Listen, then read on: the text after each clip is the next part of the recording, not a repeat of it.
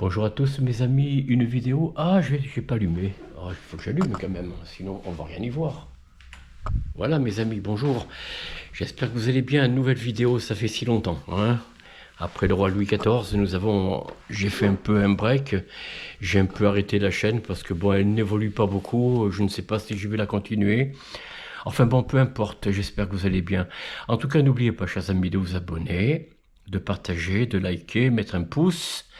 Et bien sûr, d'activer la clochette si vous souhaitez. En tout cas, c'est pas obligatoire, mais si vous souhaitez, envoyez un signe à YouTube, parce que YouTube, les algorithmes sont très lents. Bon, on devine pourquoi, hein. Il y a une censure, mais ça, je vous l'ai déjà dit, je vais pas me répéter sans cesse. Alors, nous allons parler aujourd'hui du roi Louis XIV, dit le bien-aimé. Voilà. Alors, je vous montre tout de suite le tableau. Alors je sais que c'est pas très pratique avec une caméra à distance, mais que voulez-vous, je n'ai pas les moyens, puis j'ai un ordinateur qui apparemment refuse mon logiciel. Alors je n'emploie plus de logiciel, puisque apparemment ça ne marche pas. J'ai eu beau faire des réglages. Alors Louis XV, donc roi de France de 1715 à 1774. Je lis pour vous parce que sinon vous risquez pas de voir. Alors, Louis XV, donc je viens de vous donner la date, a été roi de France de 1715 à 1774, arrière-petit-fils de Louis XIV. Il lui succède sur le trône alors qu'il n'a que 5 ans. Le pouvoir est alors confié au régent Philippe d'Orléans jusqu'en 1723.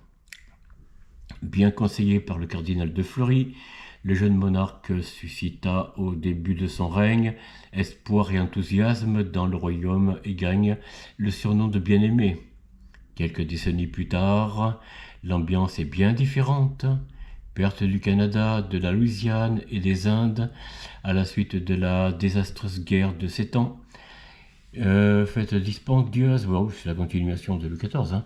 Fête dispendieuse, influence de ses maîtresses. Alors là, il a battu son aïeul, hein.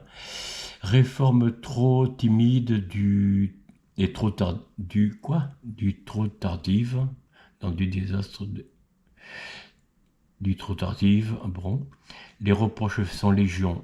D'un caractère velléitaire, Louis XV se révèle incapable de promouvoir les réformes nécessaires pour moderniser le pays et répondre aux nouvelles aspirations de ses sujets.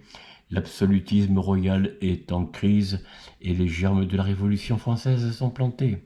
Eh oui, c'était la période dite des Lumières. Alors, Louis XV, le bien-aimé, né à Versailles le 15 février 1710, le futur Louis XV est le fils du duc de Bourgogne, Louis de France et de Marie-Joseph de Saxe, devenu roi le 1er septembre 1715, à la suite de Louis XIV, voir notre biographie, bon, on l'a vu, hein. Il est installé aux Tuileries en 1716,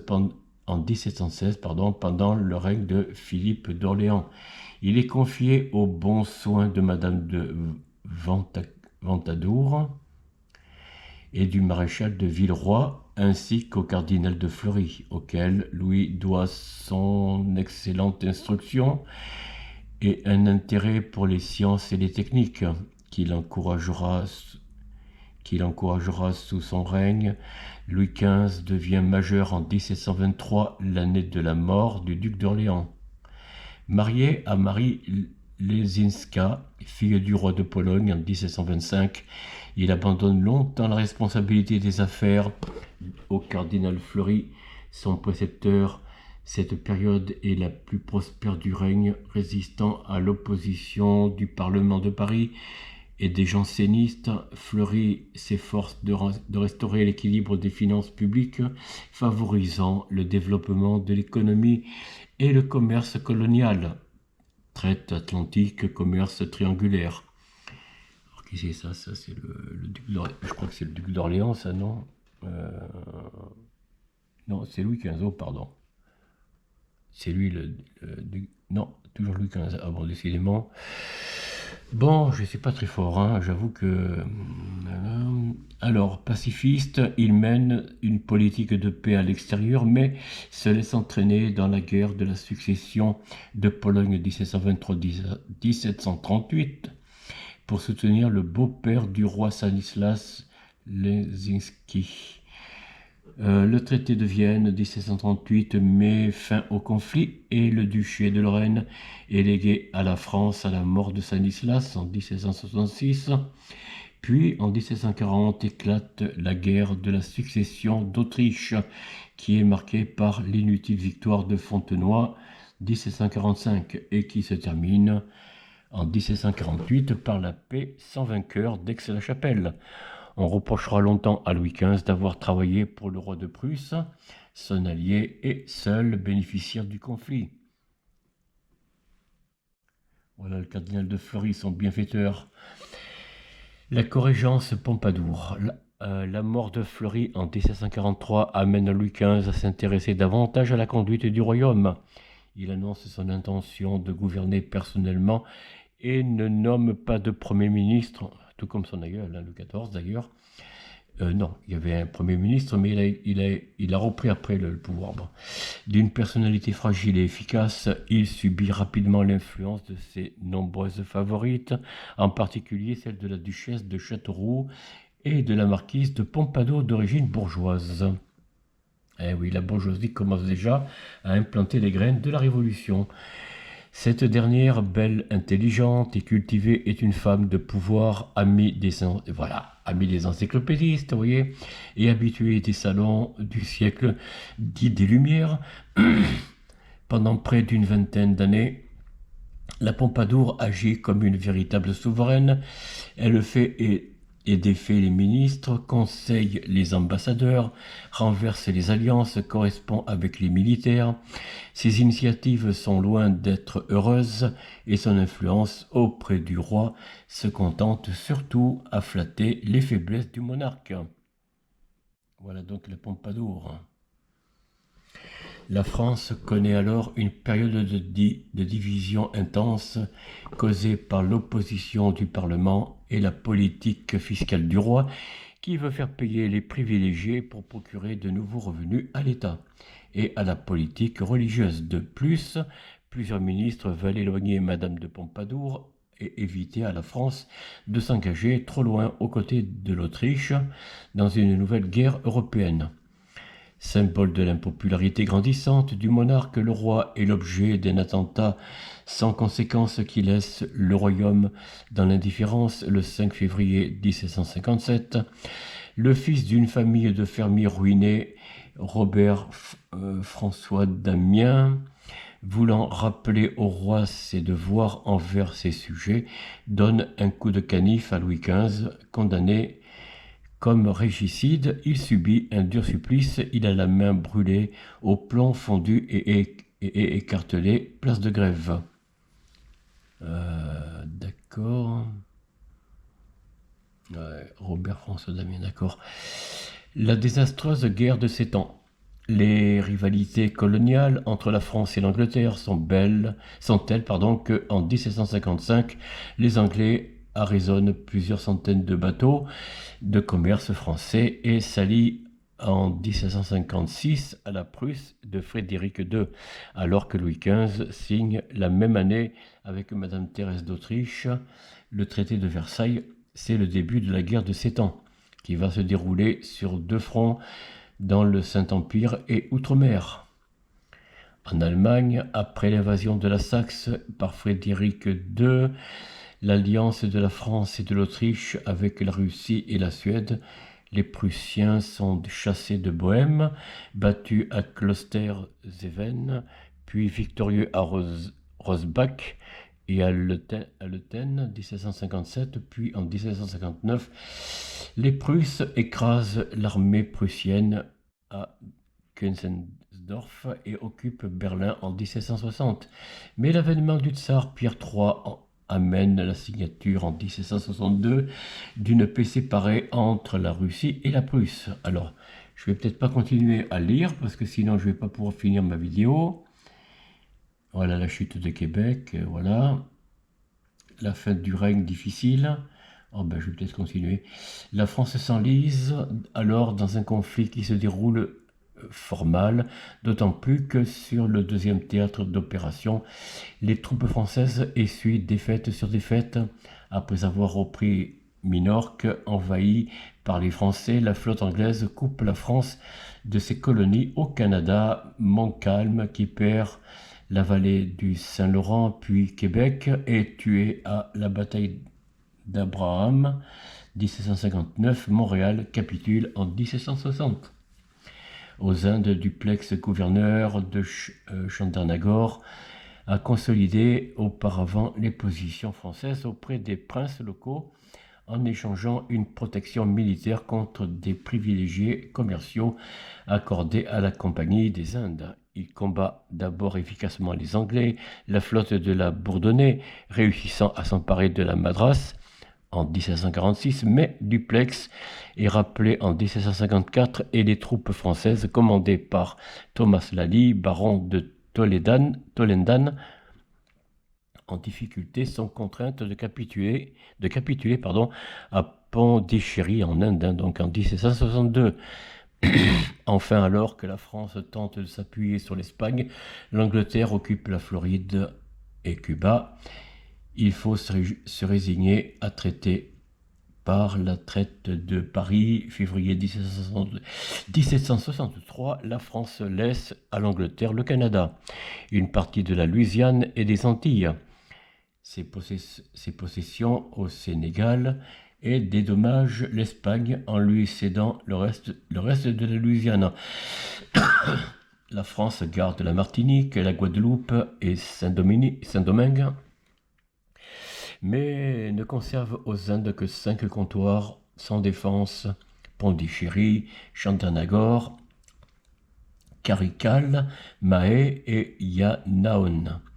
Les Anglais ont désormais les mains libres en Amérique et aux Indes, alors qu'en France, les élites ne prennent pas conscience des conséquences à long terme de ces pertes catastrophiques. Une fin de règne difficile, bien sûr. Voilà le duc de Choiseul. Après les morts successives de la marquise de Pompadour, 1764, qui sera remplacée par la comtesse du Barry, du dauphin 1765 et de la reine 1768, Louis XV, isolé, doit faire face à une double opposition, celle des classes privilégiées, hostiles aux réformes fiscales, et celle des jansénistes, alliés aux parlementaires gallicans, pour une autonomie de l'Église de France par rapport à Rome, luttant contre le parti romain catholique qui revendique la soumission totale de l'Église au pape et dénonçant l'absolutisme royal. Je regarde où j'en suis, d'accord. En 1761, l'arrivée aux affaires du duc de Choiseul, qui devait rester au pouvoir jusqu'en 1770, correspond à une relative embellie, liée avec les philosophes protecteurs de l'encyclopédie, assez bien considérés par les milieux parlementaires. Choiseul s'attacha à mener une série de réformes d'envergure, notamment au sein de la marine et de l'armée, et fit acheter la Corse par la France, même s'il ne sut pas empêcher le second partage de la Pologne. Assez ambigu dans ses choix, Choiseul laissa cependant se développer la fronde contre le pouvoir royal et sa bienveillance à l'égard des parlementaires. Il cautionna en 1767 le bannissement des jésuites du royaume de France, finit par accroître de façon démesurée l'arrogance de ce véritable contre-pouvoir. Lors du départ de Choiseul, congédié en 1770, en partie pour avoir déplu à la nouvelle maîtresse du roi, Madame du Barry, la crise parlementaire était plus que jamais d'actualité. Le roi durcit alors sa position, appelant Maupeou, ou Maupeou, je ne sais pas comment on dit, Terré et d'Aguilon pour imposer une remise en état des finances et mettre au pas les parlementaires, suppression de celui de Paris en 1771. Parallèlement, les idées libérales en matière économique conduisent à la liberté du commerce des grains, farines et légumes dans toute l'étendue du royaume, 1763-1764, provoquant de véritables émeutes dans de nombreuses villes, de villages et à l'abolition du monopole de la Compagnie des Indes créée par Law et aux édits de triage et de clôture 1767-1771, favorisant la propriété agricole individuelle. Louis XV n'aura pas réussi à réduire l'opposition intérieure ni à réformer en profondeur les structures économiques, se heurtant à trop de privilèges et de situations acquises. La perte du premier empire colonial français sera bien peu compensée par la réunion de la Lorraine à la France et l'acquisition de la Corse. Les derniers jours de Louis XV, donc, en ce mois d'avril 1774, Louis XV a 64 ans et se trouve à Trianon, donc à Versailles. En se levant le 27 avril, il a des douleurs dans la jambe, une forte migraine et des frissons. Le déjeuner lui est répugnant, il n'a de goût à rien, même la partie de chasse ne l'enchante pas. Il reste dans sa voiture et a très froid. Le duc de Croix, qui l'accompagne, est inquiet en disant « Le roi est malade ». Son premier chirurgien, M. de la Martinière, diagnostique une fièvre sérieuse et insiste pour que le roi regagne Versailles. « Sire, c'est à Versailles qu'il faut être malade ». Faisant fi de l'avis de Madame du Barry, le chirurgien organise le transport sous son manteau. En robe de chambre, le roi monte dans sa voiture. Son lit est fait à la hâte, un lit de camp est installé à côté. C'est là qu'il finira ses jours. Le premier médecin et le premier chirurgien se consultent et décrètent un traitement avec application de mouches sur les tempes et administration d'opium. La nuit du roi est catastrophique. Le lendemain, les hommes de médecine le saignent, mais aucune amélioration n'est visible.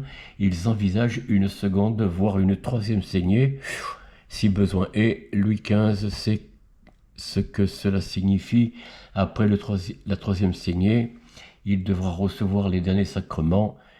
Ces hommes de médecine sont impuissants, ne savent plus quel remède proposer et demandent de l'aide de deux confrères, le médecin de Madame du Barry et un médecin renommé de Paris, mais personne n'arrive à mettre le nom sur ce mal. La petite vérole est déclarée. Voilà, monsieur de la Martinière. Alors, dans la nuit du 28 au 29 avril, le visage du roi se couvre d'une éruption. Ce sont les symptômes de la petite vérole. Le nom est prononcé, Monsieur de la Martinière ose déclarer qu'il regardait le roi comme perdu. La famille royale est priée de ne pas approcher et la rumeur court dans tout le château, du domestique aux courtisans. Tout le monde est au courant. Le roi est surpris. C'est la petite vérole. C'est étonnant. Les médecins tentent de le rassurer en mentionnant que cela ressemble à une rechute de la varicelle que le roi a contractée il y a bien longtemps. En effet, il avait été atteint de cette maladie en 1728, mais de façon légère. Pourtant, le monarque sait que la survie est quasi impossible, car ses deux filles jumelles sont mortes de cette maladie. À partir de ce moment, les dernières filles du roi se succèdent à son chevet le jour. La comtesse du Barry assure la nuit. L'état du roi se détériore et dès le 1er mai, la comtesse commence à déménager ses beaux bijoux, ses papiers et ses belles choses. Elle sait que si le roi vient à disparaître, elle n'aura aucun protecteur à la cour et dans tout Paris. La prière des 40 heures débute. L'archevêque de Paris arrive pour confesser le roi, mais sans résultat. Louis XV ne s'y résout pas. Le 2 mai, le visage et le corps du souverain sont pleins de boutons, à tel point que le duc de Croix, ou Croix, écrit: sa tête est rouge et grosse comme un boisseau de la masse de la petite vérole. Le 3 mai, il y a une petite amélioration, et dans un regain d'espoir, Louis XV veut s'occuper du sort de la comtesse. Il demande au duc d'Aiguillon, secrétaire d'État, d'accueillir Madame du Barry dans sa maison de campagne, à Rueil, donc Rueil-Malmaison bien sûr, hein. Puis il s'entretient une dernière fois avec elle. À présent que je suis au fait de mon état, je me dois à Dieu et à mon peuple. Ainsi, il faut que vous vous retiriez sur l'heure. La comtesse en pleurs quitte définitivement Versailles. Les derniers devoirs du roi, donc, le 4 mai, après la messe célébrée dans la chambre du roi, l'archevêque s'entretient avec lui. Le 5, son confesseur s'installe non loin de la chambre royale, au cas où, mais le roi n'arrive pas à se confesser. Ses évanouissements et ses plaies l'empêchent d'avoir l'esprit clair pour cet acte ultime. Finalement, dans la nuit du 6 mai, il demande à l'abbé de venir, puis souhaite recevoir une dernière fois ses filles à 7 heures du matin. Il se fait administrer le Saint-Sacrement. Seul le clergé est autorisé à approcher le malade. Ses filles restent sur le seuil de la chambre. La dauphine dans la pièce voisine, le dauphin et ses 2 autres petits-fils sont priés de s'installer au rez-de-chaussée du château. Après s'être confessé, le roi se sent plus tranquille, accepter son sort avec calme, et M. de la Martinière note même une légère amélioration. Mais le 8 mai, son état empire tout à coup. Le roi délire et la gangrène se déclare, l'infection se généralise. Les serviteurs commencent à fuir. Le 9 mai, l'agonie est interminable. Ses paupières sont fermées tant il y a de croûte, son visage est enflé et presque noir. Le roi reste conscient, se demande combien de temps va durer son agonie. Il se souvient que l'agonie d'Henri II avait duré 10 jours. Celle de Louis XIII, 6 semaines, et celle de Louis XIV, 2 semaines. Mort et obsèques discrètes de Louis XV. Voilà la chambre à coucher du roi Louis XV. Il y en a beaucoup. Non, ça y est, c'est fini. Alors, comme il est d'usage dans la nuit du 9 au 10 mai, une chandelle allumée est placée au balcon de la chambre royale. Elle sera soufflée dès le constat de la mort du roi. À 3 heures du matin, le roi ne voit plus rien. À midi, il est inconscient et seul les ecclésiastiques pris autour de lui. Plus personne d'autre n'est autorisé à rester. Les membres de la cour et du gouvernement stationnent au seuil de la chambre dont les portes sont grandes ouvertes, puisque la mort d'un souverain doit être publique. Entre 15h15, excusez-moi, et 15h30, le roi expire. La chandelle est soufflée selon le protocole. Le chambellan, coiffé d'un chapeau à plumes noires, apparaît à la fenêtre et s'écrie: le roi est mort. Puis, changeant de couvre-chef pour un chapeau à plumes blanches, réapparaît pour annoncer: vive le roi. Comme toujours, en pareille circonstance, les courtisans se ruent vers les appartements du nouveau roi. Toujours selon l'usage, l'embaumement doit être pratiqué. Le cœur momifié est porté dans une église de France, mais devant l'état du corps, les hommes de médecine refusent. Il n'y a pas d'embaumement et le cœur reste à sa place. Des ouvriers mettent en bière ces restes pestiférés. C'est ça, hein? Oui, pestiférés. Comme l'écrit Madame de Campan, femme de chambre de Marie-Antoinette. Un seul abbé veille le mort, se tenant précautionneusement très éloigné et muni d'un mouchoir sous le nez, tant la puanteur règne dans la chambre. Aucune grande cérémonie n'est prévue. Le cercueil quitte Versailles dans la nuit, escorté d'une quarantaine de gardes et pages en direction de la basilique Saint-Denis. Seul un officiel les accompagne. Il s'agit du compagnon d'enfance de Louis XV, le prince Charles de Rohan-Soubise. Les obsèques ont lieu le 12 mai. Les Parisiens sont indifférents. Les provinciaux sont beaucoup plus tristes, oui, évidemment, et organisent un grand nombre d'offices pour le repos de l'âme du roi. Son petit-fils, le duc de Berry, lui succédera sous le nom de Louis XVI. Et bien voilà, nous y reviendrons, chers amis, plus tard. Donc cette vidéo va s'achever, comme vous vous en doutez. Ben voilà, donc la vie du roi Louis XV, je viens de la lire devant vous. J'espère que cette vidéo vous a plu. Si c'est le cas, ben, vous savez, partagez. N'oubliez pas d'être bienveillant envers les membres de votre famille, vos enfants, petits-enfants, pour les plus jeunes, vos parents, grands-parents. Sinon, soyez bienveillants aussi et plein de compassion avec vos amis, bien entendu. Hein. Et puis sur le lieu de votre travail avec vos compagnons, collègues, camarades de travail. N'oubliez pas que la France aujourd'hui en 2025 est plus divisée que jamais et ça va se poursuivre encore je ne sais pas combien de temps.